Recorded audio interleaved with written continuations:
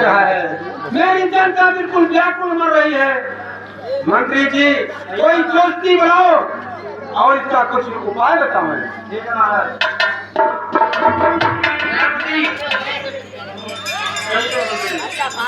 कोई दोस्ती हो जाइए।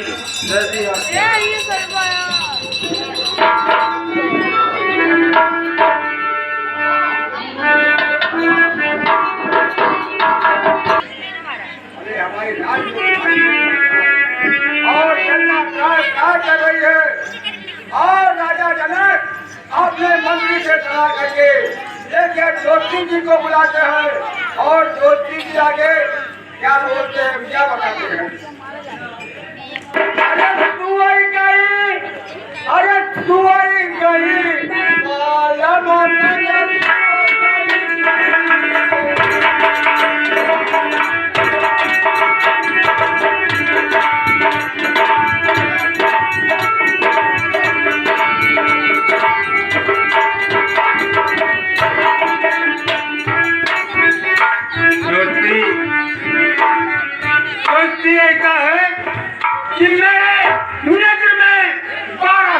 पानी नहीं बरसा। मेरी जनता व्याकुल मर रही है, इसलिए आप कोई कुछ उपाय बताइए। ठीक है राजन, मैं आपको इसका उपाय अवश्य बताऊंगा।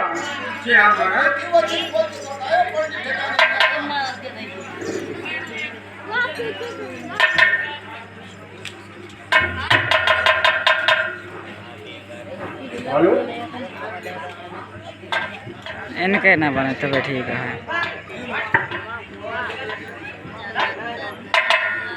स्टाफ कह देगा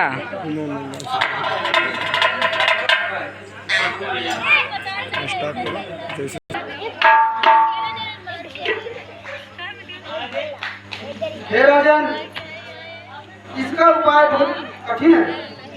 क्या कहा कठिन है? हाँ राजन, कितना कठिन हो बताइए। तो सुनिए राजन, आप एक सोने का हल बनवाइए और अपनी रानी के साथ उस हल को ऐसे खेत में जुताई कीजिए जिससे। ठीक है, हमें मंजूर है।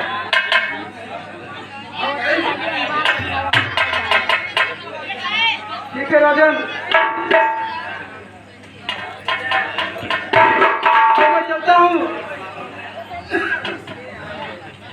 मंत्री महाराज, जाइए इस महाराज को कुछ दक्षिणा ही देकर विदा कर दो।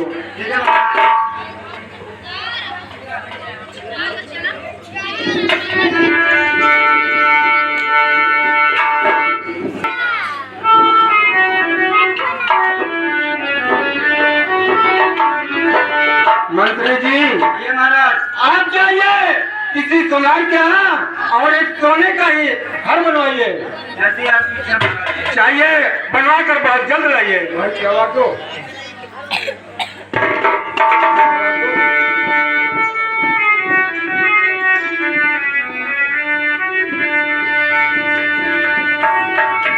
कोई सोनार है?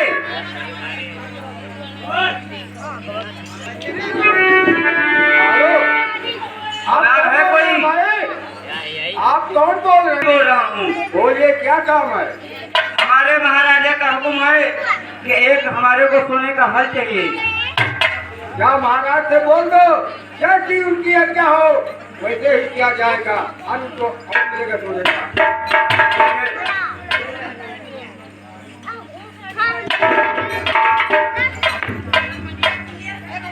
महाराज की जय। क्या सोनापति सोने का हल आ गया है?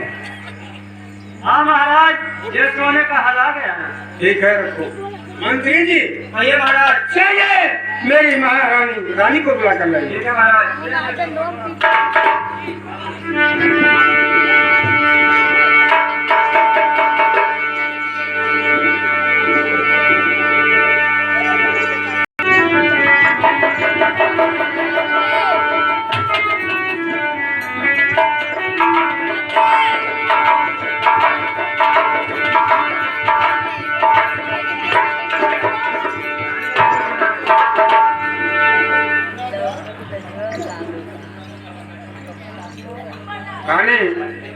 इधर आओ।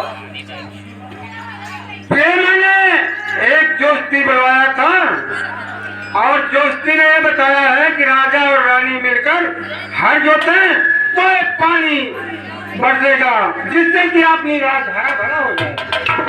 जैसे आपकी आज्ञा है। तो चलिए और हम और तुम मिलकर हर जोते हैं ठीक है। और जिससे पानी बरसे।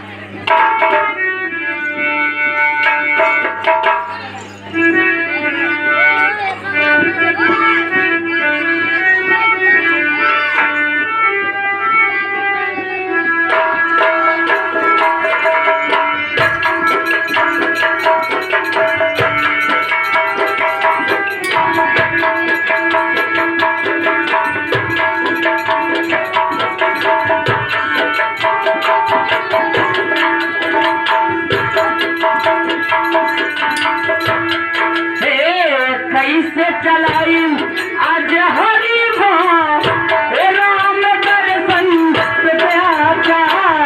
कैसे चलाई आज हरि राम दर्शन प्याचा।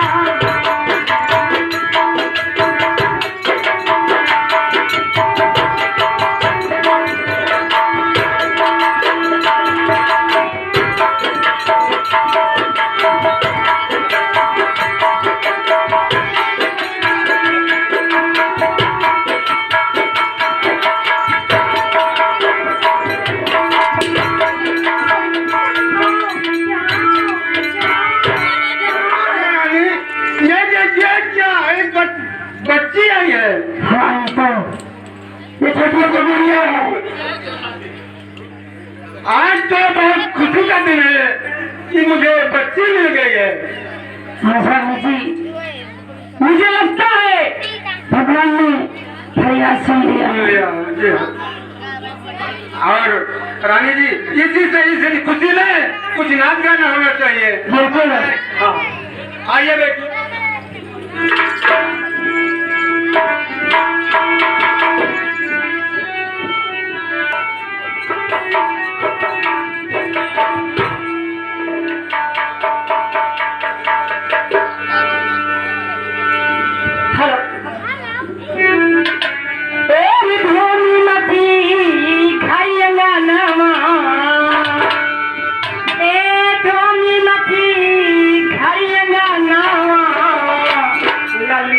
के भाले से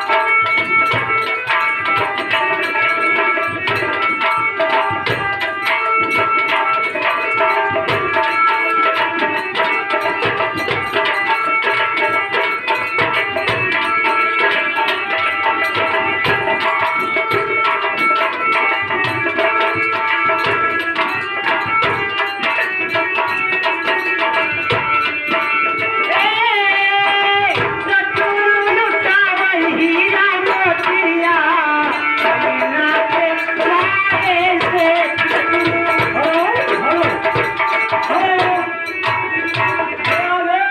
राम किया चोला देवा और भवनिया के भाग जागल हो और लाला लाल है और लाला लाल है और फुलवा के दीपा की मनवा में आज जागल हो लाला लाल है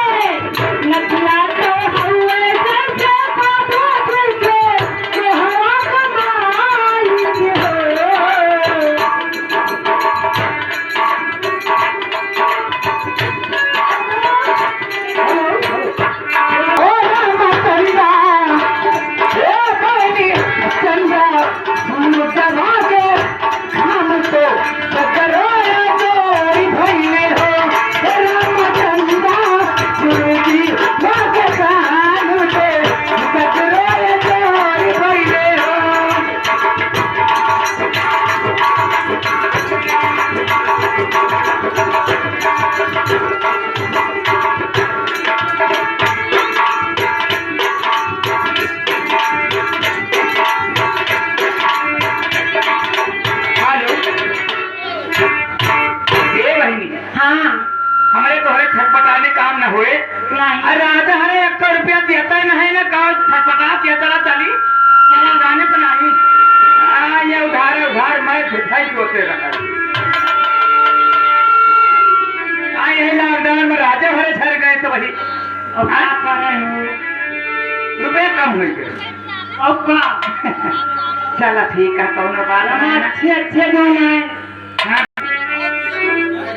अरे भाई 10-5 रुपये हम सबका मिले तब तो हमारा सबका मन लगा तो ठीक कहा था जब थोड़ी धीरे धीरे काना क्या पीरा हमारे